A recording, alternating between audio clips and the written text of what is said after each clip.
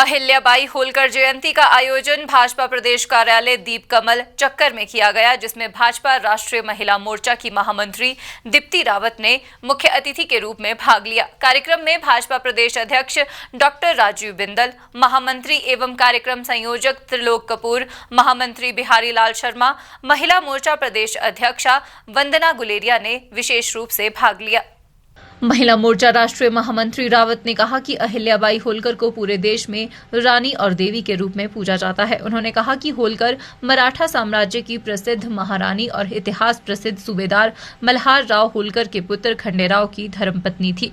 उन्होंने माहेश्वर को राजधानी बनाकर शासन किया। उनका उद्देश्य केवल शासन करना नहीं था, अपितु एक राज्य को संभालना था, और जिस प्रकार से उन्होंने राज्य की जीडीपी बढ़ाई, कॉटेज इंडस्ट्री को बढ़ावा दिया, वो अद्भुत था। होलकर राज्य की महेश्वर साड़ी आज भी पूरे देश में प्रसिद्ध है। उन्होंने कहा कि अहिल्याबाई होलकर एक कुशल शासक और योद्धा थी, जिन्होंने अपने राज्य होलकर की रक्षा के लिए युद्ध कौशल का इस्तेमाल किया।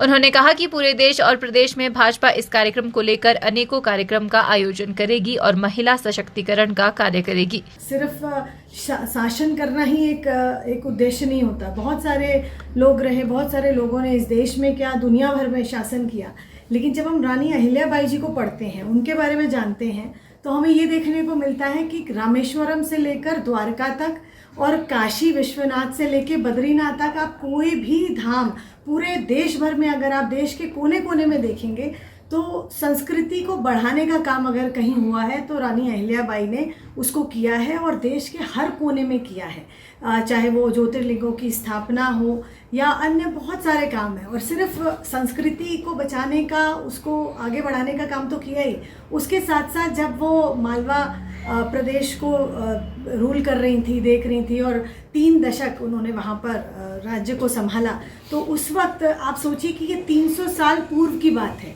उनका जन्म हुआ था 1725 में, तो आप सोचिए 18वीं शताब्दी की ये बात है।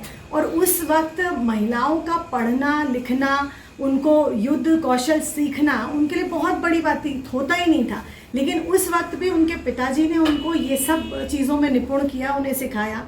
और उस वक्त एक प्रथा भी थी, सती प्रथा, और जिस प्रथा बड़ी कुरीति थी, कुप्रथा थी हमारे देश में।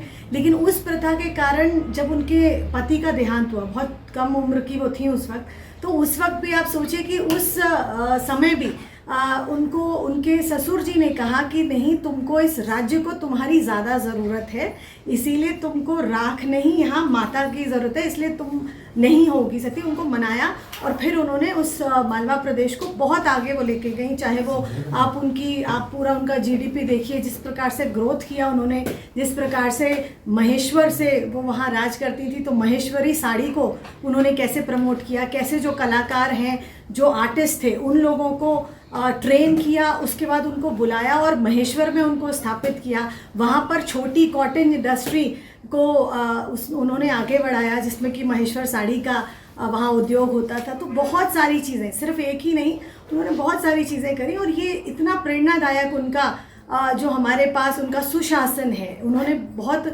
कोई युद्ध नहीं लड़ा, कोई लड़ाई नहीं लड़ी, लेकिन फिर भी अपने प्रदेश को कैसे बचा कर रखा और कैसे संस्कृति को आगे बढ़ाया। हिमाचल न्यूज़ 24/7 के लिए शिमला से हरदेव कुमार के साथ सपना शर्मा की रिपोर्ट। आप देख रहे हैं हिमाचल न्यूज़ 24।